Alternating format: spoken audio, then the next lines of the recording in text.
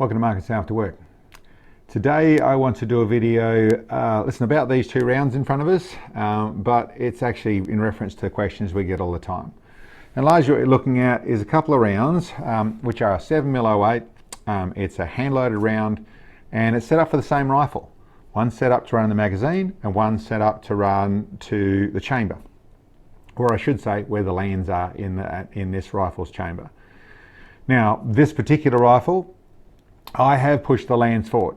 Not that much. I think I pushed the lands forward, which simply means put a reamer into, after a standard reaming chamber ream went through, I put a throating reamer in and pushed it forward. In this case, I think it was 1.5mm. So not as far as it looks, but there's a few other details with it. What I can say is I've also seen this with what in particular rifles. 223 in a Seiko 85. I've seen it with a 308, a 338 in the Seiko TRG. I've seen it with Howe 1500 in the 6.5 Creedmoor. I've seen it with the Remington 700 with a 300 Win Mag long range, where in all cases there was a similar, maybe not quite as much, sometimes it was just as much, difference between the magazine load, the round that would fit the magazine, and the round that was actually fit to the chamber where the lands were, particularly when running a high BC, so a heavy, a good ballistic coefficient bullet. So it tended to be a little bit heavy bullet with a hybrid or a target O-drive set up on them, or with the secant radius, so long pointy bullets, particularly was where it happened most. Now, what I want to go through is a lot of people have this thought that if I've got a magazine, I've got to use it. So I've got to load to my magazine. Now, particularly when it comes to hunting, or it comes to the PRS, or that sort of action sort of thing, where you want to be able to rapid run the bolt or the action, whatever it is, to be able to get the next round in, and you're running whether it's one or multiple magazines, then okay, I completely understand that. Generally, closer range stuff generally doesn't need the high BC bullets, so generally less an issue. But the situation, particularly with ELR or longer range target shooting, or longer range shooting of any form, if you are really talking about where you are going into where you want the longer bullets, then in most cases, factory rifles particularly, don't tend to be set up to run the full hand-loaded thing. When it's set up properly, particularly in a hand-load form, we can fit the full length of the projectile, the full length of an optimized round. Now, I suppose, what are the negatives? What are the positives of that? My thoughts are, for certainly the ELR stuff we do and the target stuff we do, when it is after more accuracy, then I much prefer to single feed anyway. To me, I can look after the brass better. I want to get the brass, put it back in the box. I don't want to chuck it around the floor. I want to feed it in so it's not having to go up the feed ramp with the tip of the bullet. I want to look after the brass. There's all sorts of things that are nice there. I tend to find it is just more relaxing to take one out, put it in the chamber and close the bolt. It's not that much difference in time to an actual fact where you're going to pull the trigger again. I also tend to find that if I'm having more than 5 shots for a 5 magazine, or 10 shots for a 10 shot magazine, is that once I have to reload that magazine, I'm interrupting myself a lot more than if I was just actually going a little bit slower between shots, which is good for barrel cooling, good for all sorts of stuff, and then I don't have to stop and reload a magazine and then feed them into the round. I'm actually missing out a job by not loading the magazine. That's my preference on it, but like I said, I understand there's places where it's relevant. Now, to get into the differences of what we're talking about, in all those instances, I found that the difference between factory ammunition and hand-loaded ammunition, there was always an improvement that I would find out of simply, whether it's the better choice of bullets, whether it's a more consistent powder load, whether it's a better primer, or it's a better case, or it's the neck tension, or there was always things that simply hand-loading, even to the same length, or the magazine length, where I'd find the hand load stuff operate a little bit better, simple as that. As for in the way of its group side of things, its consistency at its group. So there's a little bit of factory, and I get there's better factory ammo nowadays, but I've always found a little bit of benefit in that side of things. But when it comes to actually pushing them forward, there wasn't so much inaccuracy I saw through the fact of, it's just like finding exactly the right setting depth, or is not something I've ever focused too much on, or not for many years anyway.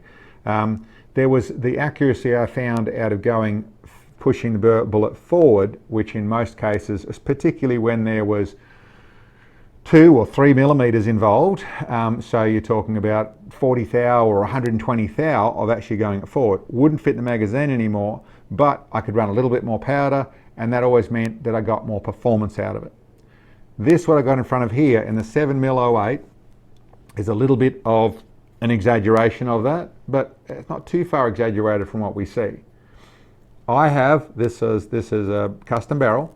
It was set up with a match chamber in 7mm 08, and then I got the lands push forward, so a throating reamer go in there to push it forward. I think it was another 2 millimeters, so another 80 thou. But I'm also running the 190 grain projectile. So both these rounds are running the 190 grain Berger. They're running 2209 powder. I think that's the 4350 Hodgins powder. They're in Lapua brass. They've got federal primers. They've got a difference. I don't go into powder loads, but I would say in this case they have 3 grains difference in powder between the two. So this one over, the short one, is made to fit the magazine. I've set up a few of those. I deliberately want to do a video when I'm running the magazine for a chassis that's coming up that I want to show. And this is how I used that barrel in action prior, where I actually went forward, and at this stage I've got like 30 thou of jump to the land. So I'm running a bit of jump because I was after the speed. Did it for no other reason. I want that little bit of extra speed. But the difference between those two rounds is 1/4 millimeter, so 1/4 of an inch, I should say. 250 thou, 6 mil, however you understand that, a big difference between them. And the big difference I see is 200 feet per second, or a tiny bit over. This one is running 2650 feet per second. This one is running 2440 feet per second. So there's a big difference in speed. Beyond that, I haven't, and I don't tend to group test, but this is very much the feel I've seen over 15 years of doing this sort of thing, where the only time I've shot these two, we went out and did a little bit of play with it, we were shooting at 1150 yards. It wasn't worth the video because we had erratic winds, but we'd still see how we go and what it did. It was on the plate all the time, and 24-inch plate out of that distance, but we're sort of all over the plate. But really not a lot of difference. Or basically the long one, the fast one, was probably about the 1.5 MOA in its group out there. Like I said, we didn't have ideal weather. It probably was shooting more like the 1/2 MOA group if you had any sort of consistency in the wind.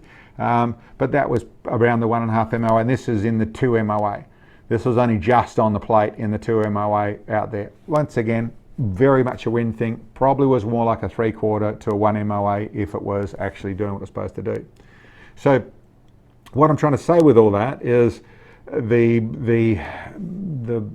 performance difference is the bit that matters for the long range stuff, for the ELR stuff, for the most accuracy. Yes, there is stuff in the performance, but really if I was trying to run in where I really am hunting side of things, or the PRS sort of target side of things, then that little bit down here isn't too much off it. For your average shooter, for the making it all work properly, that is shooting more accurate than most shooters. So it's still going to be very accurate, and it can run the magazine, do all the rest of it, do all the jobs you want to do. But if you want to use that rifle for other things, you want to do those other bits and pieces, then going to the single feed setup, pushing forward to those lands, and whether you are doing your seeding depth, load development, or you're doing, for whatever reason you do, or you're doing your load development, or you're doing tuners, or doing that sort of stuff, yes, you can do all that as well. But basically coming forward to where you simply get more powder space in there, and okay, you can't use the magazine with those rounds. It certainly, for me, is worth every time when I see this standard round and a 300 Win Mag compared with the 6.5 Creedmoor sort of old sort of stuff that was spouted out, and we keep on seeing it as a new round, and we do these comparisons all the time, and we come back to these magazine rounds that have shorter, stubbier bullets in there, that everything's pushed back inside there, and well, there's the performance differences in the design of the cartridge. No, generally that's not the case. The performance difference in how the round is set up. And you can simply, even with an older rifle, you can put a throating reamer in and push that chamber to a degree at least, if the rifling hasn't gone too hard, and push if you've got a close chamber where the throat is all the way back and you can't get your bullet out there, push it forward a little bit and have a really good performance round out of simply loading to suit it. But the key I want to say here is because this one has almost 300 thou jump, it still shoots pretty damn well. It's not an unusual thing. It's sorts of what like the Weatherby did many years ago, was their chambers were set up where, like I said, the chamber's the chamber, but the throat, I don't really go with calling that a custom chamber because it's simply pushing those lands forward to let the bullet start going faster, let it go before it hits that pressure. So it just gets a little bit more speed, pushes through a little bit easier, it can run a little bit more powder without having to deal with the fuss of the overpressure as it's trying to get itself moving. So it does let you have speed, and you can set up your rifle to work in both cases. Now this is not a be all end all, this is not an always case. There's some chambers that set up this won't work, you know, and certainly I'd go through and test things. But certainly from what I've seen, there is many times, many even factory chambers where to run the magazine, you've got to pull everything back accordingly to get in the magazine, and you're actually missing a reasonable amount of performance because you didn't actually go through and set up some single feed ones and see how that shot.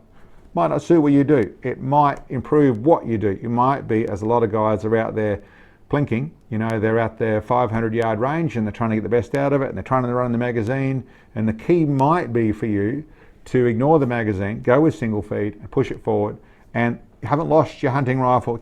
You can still use it for that if you want to, or the other things, or the magazine stuff if you want to. You just set up rounds according to what you're doing.